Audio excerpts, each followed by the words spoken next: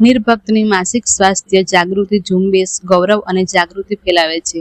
નિષેધ તોડીને અને મહિલાઓને સશક્તિકરણ આપતા નિર્ભક્ત એક મહિલા આગેવાનવાળી સામાજિક પહેલ તેના માસિક સ્વાસ્થ્ય જાગૃતિ ઝુંબેશ પ્રોજેક્ટ સ્નેહ ચક્ર મહિનાના તે 5 દિવસોનું સફળતાપૂર્વક આયોજન કરે છે. માસિક સ્વસ્થતા સુધારવા અને માસિક ગરીબીનો અંત લાવવા માટે સમર્પિત આ ઝુંબેશ દર મહિનાની 28મી તારીખે હાથ ધરવામાં આવે છે, જે 28 દિવસના સરેરાશ માસિક ચક્રનું પ્રતીક છે.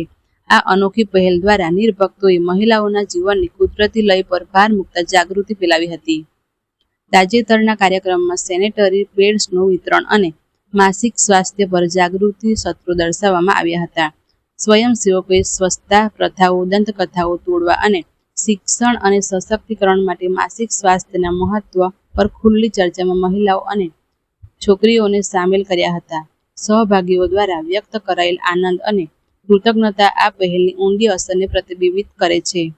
સાચી ઉત્ક્રાંતિ ત્યારે જ થાય છે જ્યારે લોકો જાગૃત થાય છે અને એકબીજાને ઉત્સાહ આપે છે.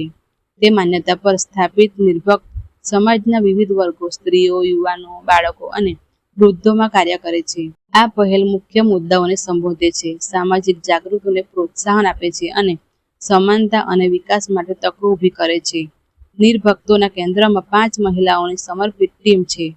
Doctor A.S. પૂજા દીક્ષિત જોશી, સુશ્રી આરતી ગૌતમ, ડોક્ટર A.S. પ્રીતિ શ્રીમલ, સુશ્રી સુનીતા કંબર, સુશ્રી નિશી ધલ.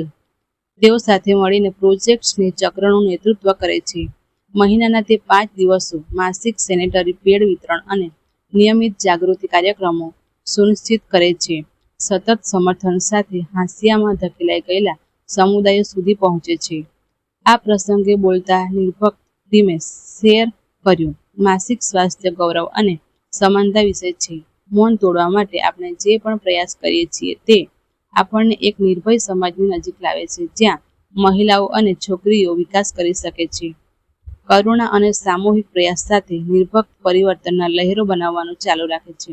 વ્યક્તિઓને સશક્ત બનાવે છે, સમુદાયોને પ્રેરણા આપે છે અને એક ભવિષ્યનું પોષણ કરે છે જ્યાં જાગૃતિ અને ગૌરવ સાથે સાથે જાય છે.